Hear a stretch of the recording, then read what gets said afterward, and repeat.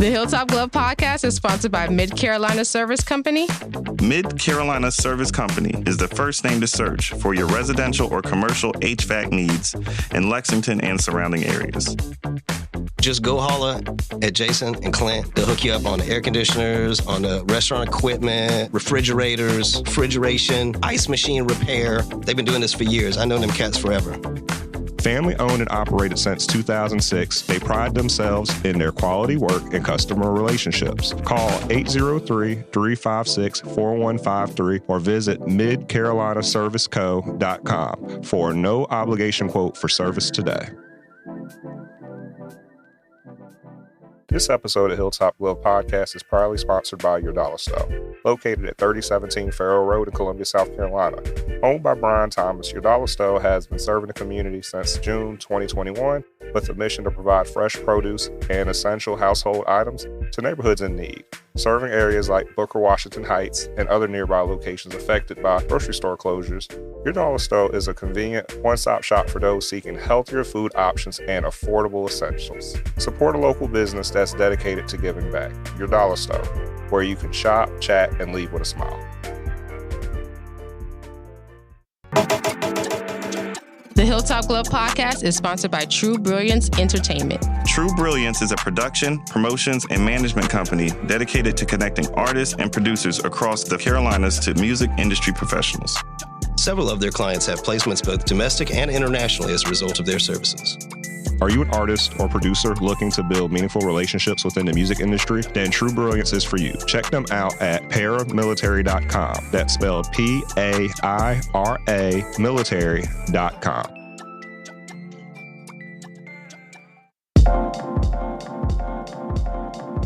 Welcome to the Hilltop Glove Podcast. Welcome to the Hilltop Glove Podcast. Welcome to the Hilltop Glove Podcast. Welcome to the Hilltop Glove Podcast.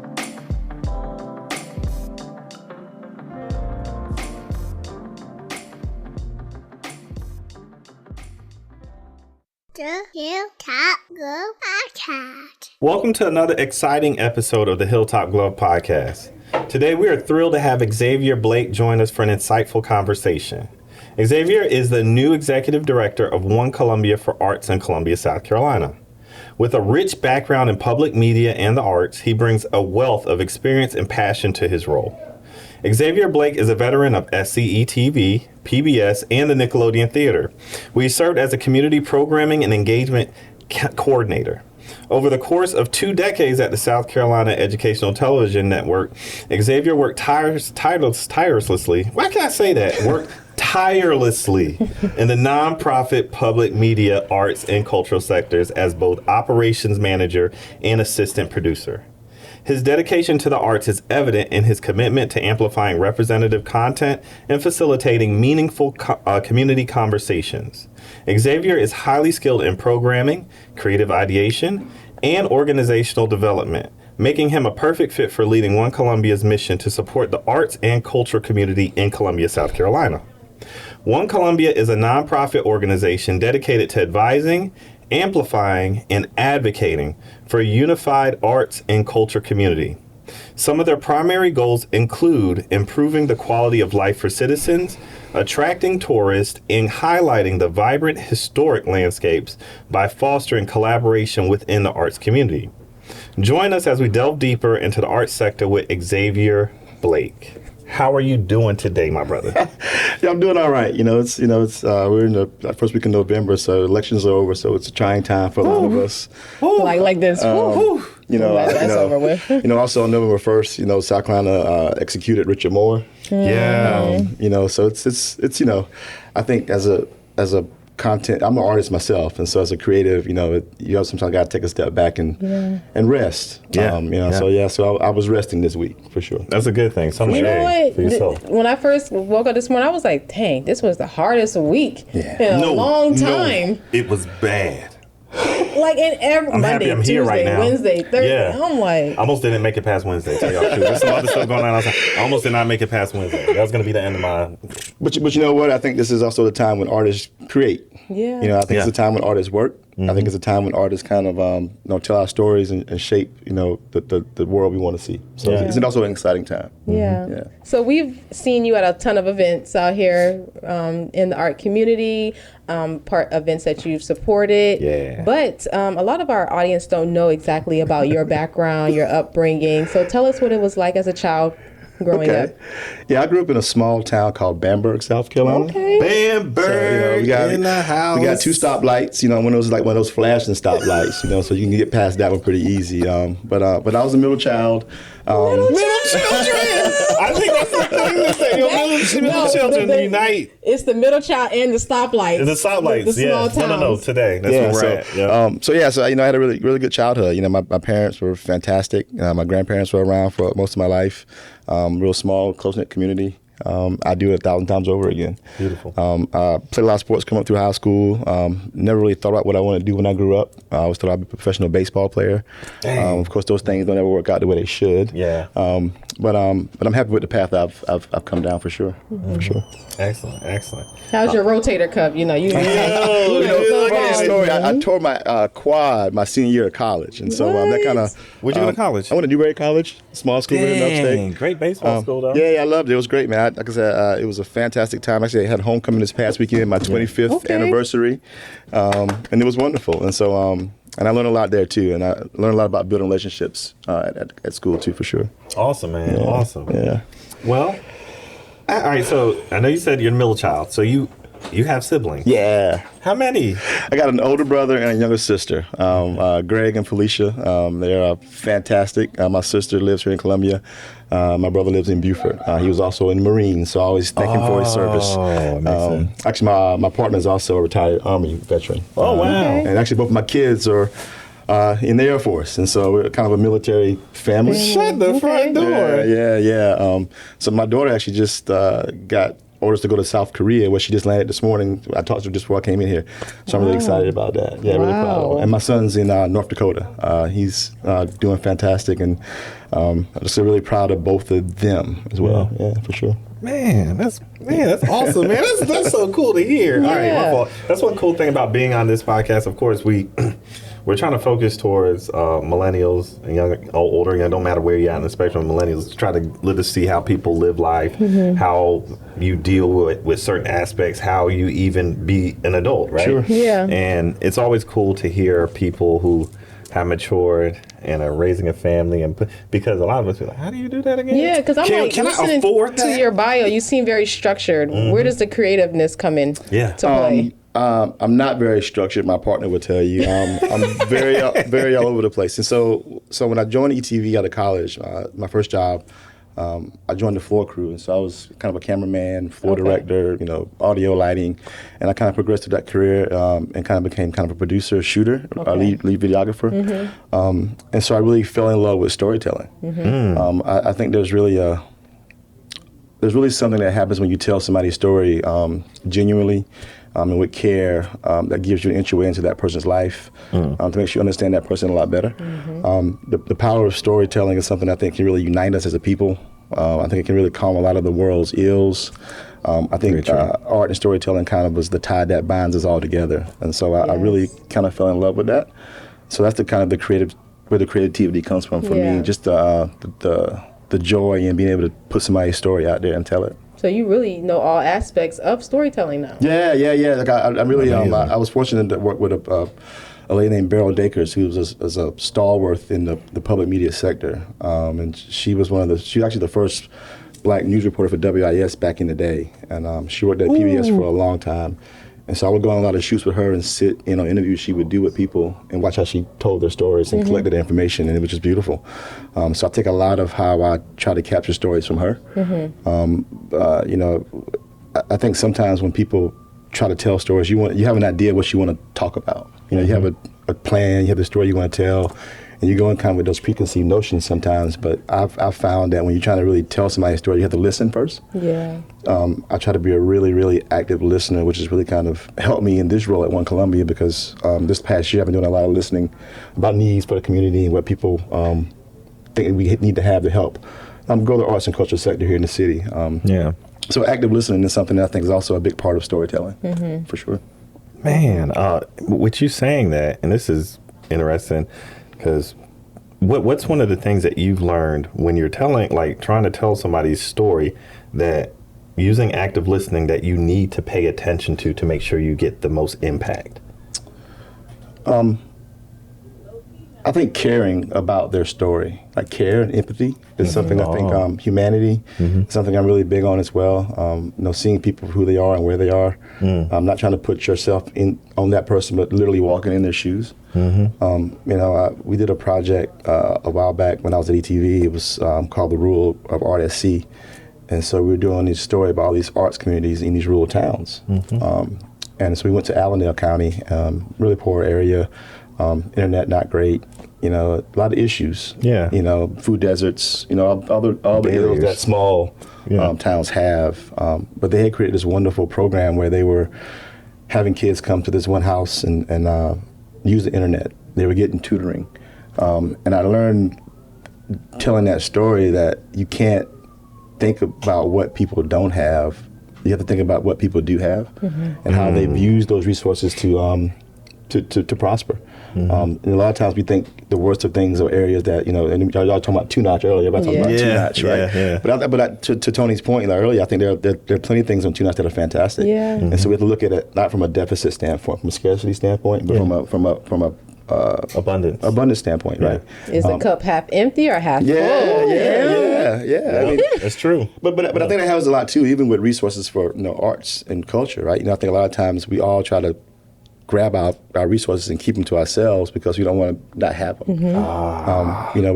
But for me, I feel like the more we share, the more we communicate with each other, the more we connect and collaborate, we kind of build that web, that spider web, and that's really can buoy us all. The ecosystem. Yeah. We had our own ecosystem in the arts. Yeah. Wow. Is that one of the hardships that you faced and trying to overcome, is trying to create that ecosystem? Yeah, I think sometimes, like I said, it's a mindset thing, right? I think when you've always not had enough, you always think it's never going to be enough. Yep.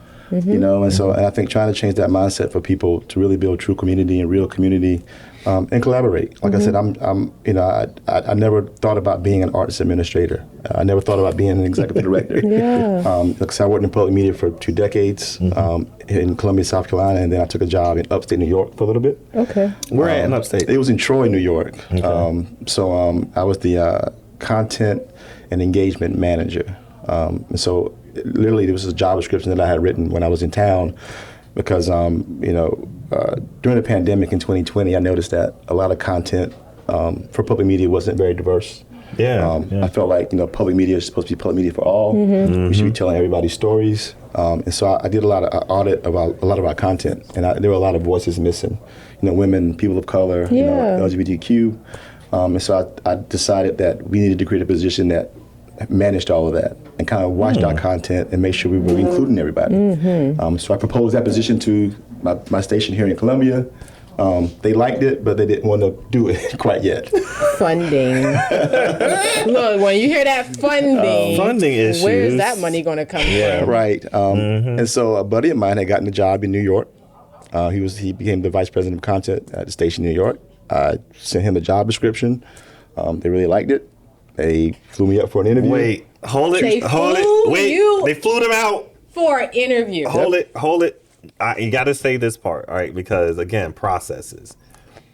What do you mean? I wrote a job description and sent it to, because that blows their mind. What do you mean by that? Well, because I think, I do a lot of career days, right? And everybody wants to, what do you want to be when you grow up, right? And I think I had decided after being there for a couple of decades that I knew exactly what I wanted to do. I know exactly what my North Star is. I understand why my purpose for being is, I think, and that came through a lot of processes and self-reflection. And so I think when you can decide, when you understand what you want to do, you figure out how to make that something people will pay you for. It's like you leverage it. Yeah, leverage it. You leverage what you're good at. There's a Japanese thing called ikigai, and it's the reason for being. And so it's like what you're good at, what the world needs, and what somebody will pay you to do, and what gives you joy. And it's these 4 principles that decide how you go about your life. And so that kind of really stuck with me. And so I realized that there was a space that needed filling. So I wrote a job description. Yo, so you all right? So you wrote the job description. I mean, but at the time you were unemployed, so you're not like consulting. No. So I was still employed at the station at ETV here in Columbia. But I was. I want to hear this process. But I was in the building, and like I was going in these shoots, and I was doing all this really great content, and I was telling all these wonderful stories. And we had taken a trip to Africa in 2019 to do a documentary. Wow. It's called Gullah Roots, and we talked about the connection. You worked on it? Yeah, I was producer of that. He's like, yeah. I was producer and director of photography. That's so cool. Okay, my fault. Wow. So we went over there and we came back and I realized that these are the stories that I wanted to tell, and this is the things that I wanted to do in this space, because it didn't exist. And so I said I want to start shifting towards storytelling this way because the world needs to hear these stories. And so I wrote a job description. That's gonna blow our audience's mind. You can just write a job description. But you can. Yeah, you can. Why can't you not? Right? Because they're always missing pieces in someone's company. Yeah. Exactly. Mm-hmm. But how do you know who to give it to? That's I gave it to the HR, the vice president of HR. Mm-hmm. I gave it to the assistant general manager of our station. I gave it to the station manager. Okay. And I had a lot of, credibility built up in the station because I've been there for 2 decades. Yeah, it matters. I've been doing really good work. Mm-hmm.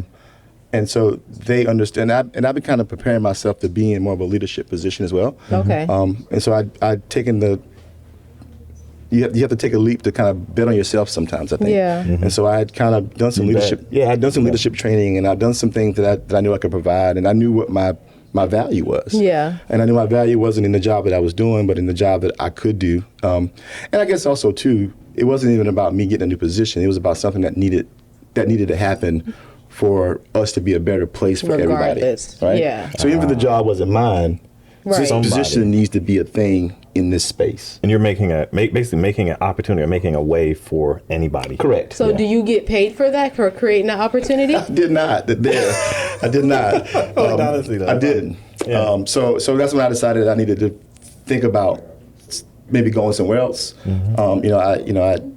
I wanted more for myself because I knew I had more to give. Yeah. And I didn't think I was going to be able to give it in that space. Yeah.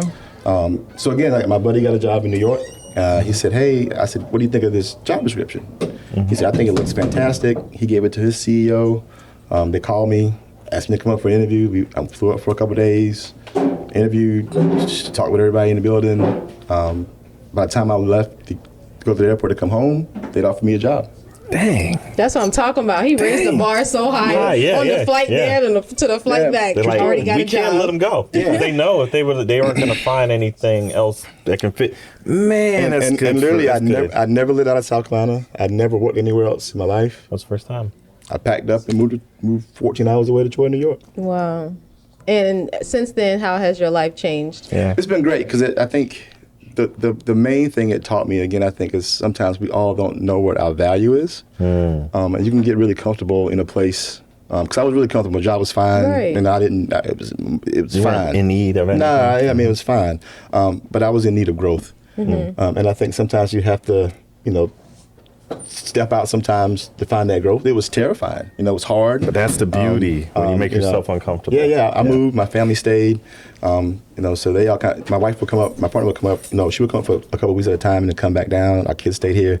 So it was difficult. Yeah, I was about to say that has been a hard decision. But it was the best thing in the world. The station I went to was called WMHT. Mm-hmm. Mostly white area, but they were so welcoming and they were so willing to listen to my ideas. I remember being in my first meeting and I said something and everybody's like, "Yes, we're gonna do that." I was like, "Wait a minute." I said something and they're gonna. I don't have to fight you. I don't have to fight you to do it. I don't got. And so it was amazing. And so they were thirsting. Yeah. And so I stayed there for 8 months. We moved back because we had some family things going on and we needed to move back to South Carolina. And so I decided that I was going to move back regardless of whether or not I found a job or not, because we just needed to be back in South Carolina. Yeah. And so we made the decision to move back. And then I was the board chair of the Nickelodeon Theater for a little while. The Nick Theater, yeah. And so I knew they had a need. Mm-hmm. They needed a content and engagement person too. Yeah. So they had a job opening and I kind of helped craft, reached out, and came back for that job at Nickelodeon because I knew they needed a person that could engage the community in a different space that they hadn't engaged in before. So content creation, there are a lot of jobs for it. Can you explain the difference in those jobs? So it's content creation, content management, like. Yeah, so to me, content creation is. I'm a content creator, so I produce, I shoot, I edit, but content management was more like the job in New York for me was I had 5 producers that worked with my direct reports. I would talk with them about their stories. They would bring a story to me. We would talk about the theme. We talk about why the story was. We talk about who the voices were in that story. And so I helped them manage their stories in terms of what that story would look like, being a complete story. You know, where you're not just one-sided. You're not just talking from, one point of view. Correct. Okay. So that was kind of the content management part of it. Okay. And then I also engaged the community in terms of like going out and doing events. We did this really cool event under this bridge where they painted this incredible mural to kind of bridge some of the communities. We had 5 restaurants from different diverse backgrounds do food. We showed a documentary and we had a conversation around documentary. And so like that's also kind of as content management, engagement, all that stuff kind of wraps up into one, because I think that is where the beauty of content creation makes sense, right? I agree with you. You create content from the community. Right? You create content from the community, for the community, and then they engage in that conversation around the content, right? And I also think that when you're creating content, if you can have the best idea in the world, it can be the best idea that anybody's ever come up with. And you can take that idea to a community, but if they haven't been involved in coming up with that idea, they could care less about it. Zero buy-in. Right? So if you're creating content or if you're trying to do something for a community, and that's kind of where that helps me in this role I'm in now, because if I'm trying to do something for our community in Columbia, I can't think about the arts and culture space without first engaging my community to see what my community thinks we should have. What kind of mural should we make? What kind of public art should we create? What kind of space is needed to kind of make it a better place for all people? And coming from a public media background, public media was created because everybody couldn't afford cable, right? Good point. You know what I mean? Yeah, that's what it was. So you could get Sesame Street with your antenna, right? Yeah. So access. So to me also, access is something that's really, really important to me. I'm from Bamberg. Accessibility. Ain't much happening in Bamberg. No, they don't want to put high speed up in there. Like I never knew like being a producer or being an arts administrator or being an executive director was a job. Let alone, something I could do for a living. Yeah. So it's really important to me to make sure everybody has access to understand what you can be if you want to be. Capability. Yeah. So when New York came back, and came out to Nickelodeon, and the New York job was fantastic. The people there were great. They really embraced some of the changes I wanted to make in terms of their content and storytelling. Yeah. And I tell you, the best part about it was when I got there was this young lady named Nicole who was one of my direct reports. And I sat down with her for my first meeting and we talked. And I said to her, they didn't need to hire me. You could have been doing this job. Right? So full circle, when I left, the job had been created, so it was there. Oh, man. Who got that job? Nicole. Nicole got that job. Yeah, I hope her salary was raised. It was, yes. Yes. Okay. Yeah, and so that to me is the idea of like when you create space. It's You did create an opportunity. You created an opportunity. Right. It's not your space. Yeah. Right? Yeah. And so that's how I try to move about the world where you get to a space, it's not yours, you're there for a moment. You make it a place where somebody can come in and fill that space up. A person of color, a woman, whoever. But I think that's important to realize that the space you hold is not yours. Yeah, because we will think. And I think that's when you get one of the issues that we. I created this. I did this. All this work I put in. Yeah. You're supposed to be feeding other people with it. Yes. I mean, I'm a huge believer in what you put in to things you get out of it. And so anyway, I came back to Nickelodeon. I was there for 6 months, and then One Columbia, Marjorie, who you know. Yeah. They called and said they had a job opening. The job been open for almost 11 months. Wow. It'd been open because she was the interim. Correct. It'd been for a long time, and so it's like, hey, do you want to apply for this job? And I said no. You said no? Absolutely. I had changed jobs. I know I had changed jobs 3 times in. Tomaya's face right now is killing me. 14 months. You said no? I was like, I'm not interested. Oh, you didn't want? I said, I don't, too much change. I'm trying to find out where we're going to live. I'm good. Yeah. Hung the phone up. Called back again. Oh, wow. Just send us your resume. Wow. Please. I sent him a resume that wasn't even updated. Like, literally, I was like, This fine. takes something. I interviewed with the board chair, and then Margie and I sat down, and we talked about what it would mean for me to be in this position. Margie's been doing arts administration for over 40 years, and she talked about the lack of diversity in it. She talked about the lack of different perspectives in it. She talked about lack of black men in that And kind they of don't be position. there. We ain't there normally. And literally, she talked me into taking this job because I thought it could be a good space for me to create space in For Columbia. others, yeah. For others. Yeah. Wow. That's a true story. Literally, I didn't need this job. I'm really glad I'm here because I've been able to really meet some incredible people. I've watched your podcast and some of your guests. Yeah. I know because we met through me having this job. And I see the incredible work that people are really putting in to make Columbia a space where everybody's welcome, first of all. Yeah, it's big. Where all voices are being heard. And it's a vibrant, bustling, hustling, arts and thriving community. And you wouldn't think, a lot of people don't think it is. Oh, man, there is so much going on in Columbia. Because everybody invites me to everything. So that's how I know there's so much going on. Yeah. And so literally, if I wanted to go somewhere every night of the week, I could. You're the real plug. He's the real plug. Because let me tell you. Oh, that is right. Everybody want Columbia to promote their event. So they would send it to him. I'm telling you, there's something every night. And it's not just something that's just like that. It's something dope. It's not a so-so event. No. There's so many incredible creatives in town. And I do think part of what I'm hoping to continue doing is to open that door for more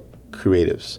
A lot of stuff happens sometimes in downtown or on Main Street, and sometimes that place is not always as diverse to many people as you want to.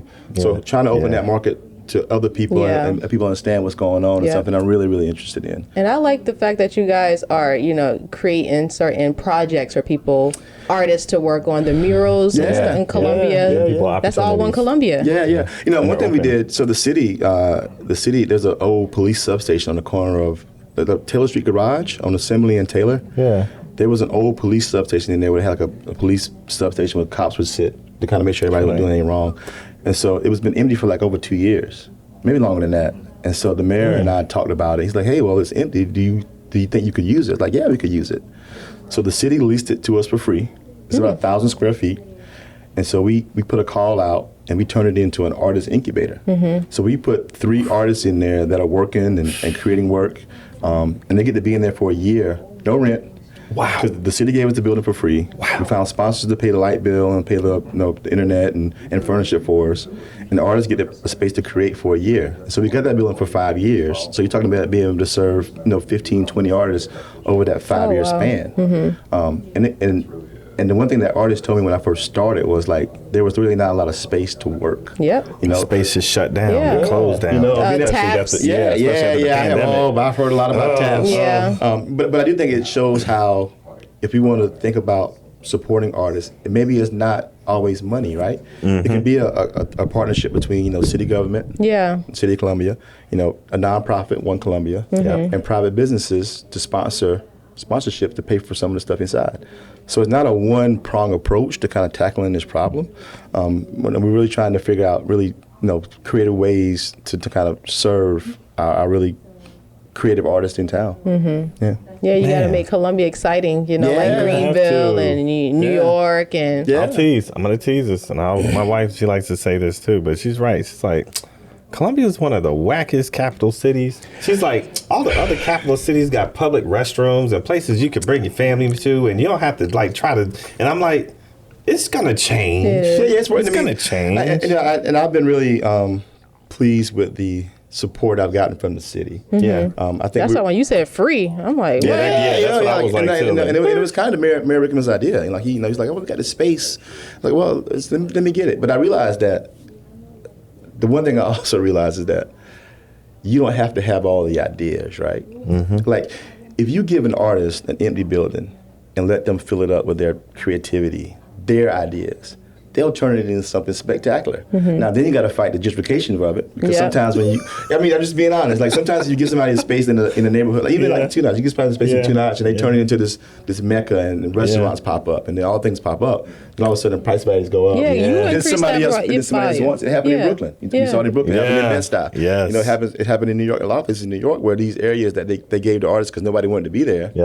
they turn them into these brown zones and everything. Correct. Yeah, they turn them into these incredible places. And so that's something to try to fight against when we start doing these things in Columbia, because I feel really excited about what the future looks like.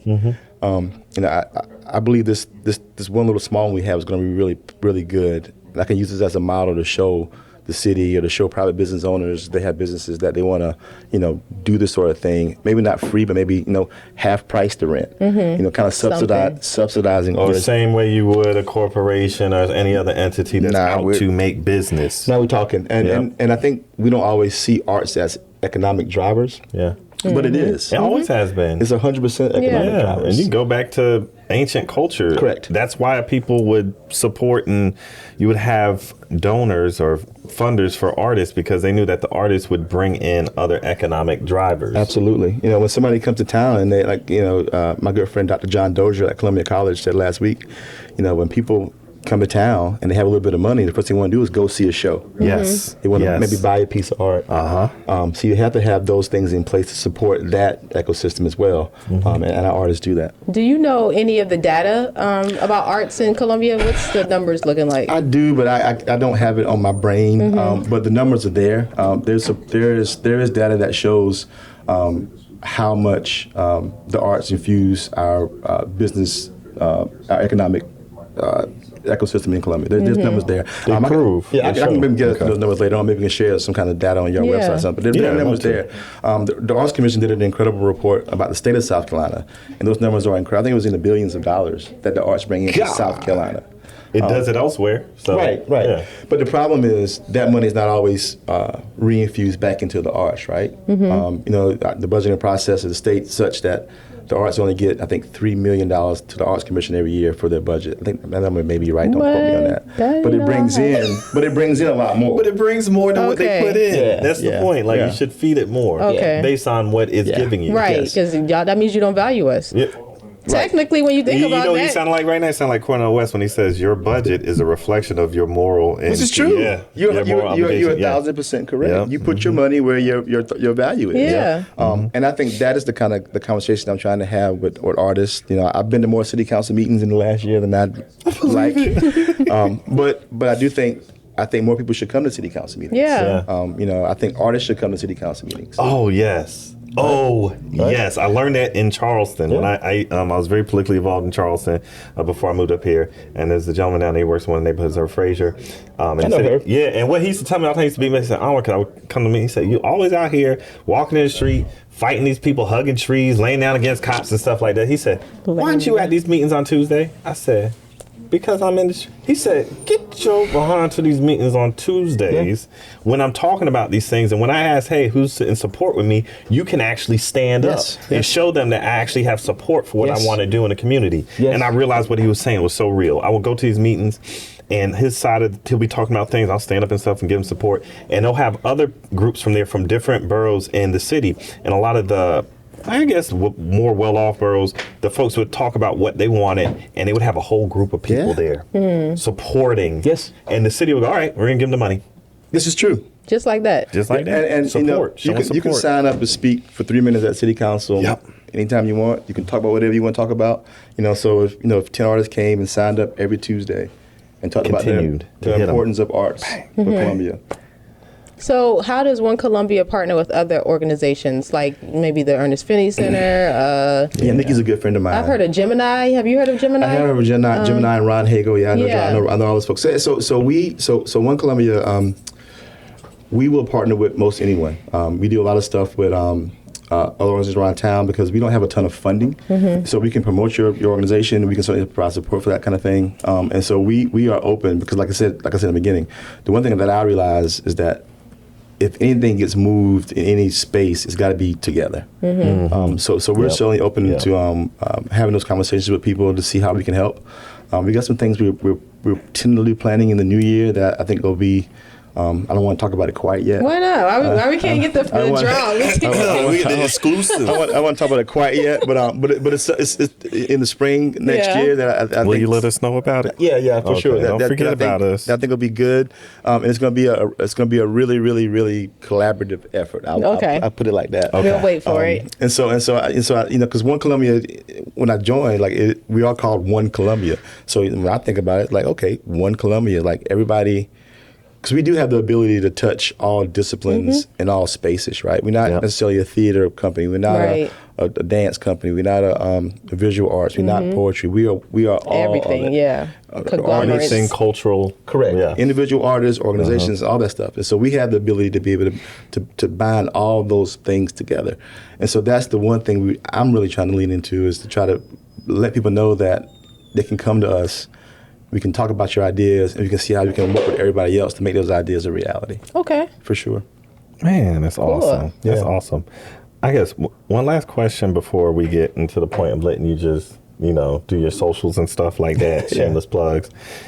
And we didn't get to ask anybody else's question, but I got to bother you with this. No, for sure. Golly, I know this is going to be a good one. Yeah, how do you balance work and personal life? Because see, this is a question I always have, because we want to be able to go home and chill and relax. How do you do that? It's hard, especially in this work. My work is really steeped in diversity and equity and inclusion, and that work never stops. But you have to really, really prioritize yourself. And I think sometimes that's still difficult for me. My partner will tell you that I don't always. She's fussing at me this morning when I was headed over here. It's like, you need to be resting. We're sorry. No, because this is important to me. Because I think y'all, I've seen y'all's podcast and I'm a fan of it. So I was really honored to be a part of it. Well, thank you. But I think it's a matter of really being selfish with your time. I think the older I get, I turned 47 last month. Black don't crack. I realized that life is short, and I do enjoy this work, and it does give me energy. But I can't do it if I'm tired. I meditate almost every day. I'm not afraid to take a nap. I bought me one of those eye mask things, those blackout eye masks, and I'll put it on at 12 o'clock in the afternoon, and get on the couch and go to sleep. And you're also a runner, right? We have a runner, a producer that's a runner. Well, I pulled my calf about 3-4 months ago, and as an old man, healed slowly. So I've been walking, trying to get back into it. But I used to run a half a marathon on my birthday every year. Wow. And so I did that for the last, because I hadn't done it in the last 2 or 3 years, but I used to go out and run 13 miles every year. And running does help. I do think it is important to get outside. People always say touch some grass. Grounding. Yes, grounding. Super important. Let the electricity run through you. And breathing techniques, I use a lot of those. I love breathing techniques. Because like I said, when and I'll backtrack on that, and I'll wrap it up. But like when 2020 happened and the pandemic happened, I realized that I've been spinning and working, and then the world stopped. And I really took that to heart to kind of take time and appreciate, where I was, what I was, why I was, and I really dove into like I said, why I wanted to be and what I wanted to do in this world we all share.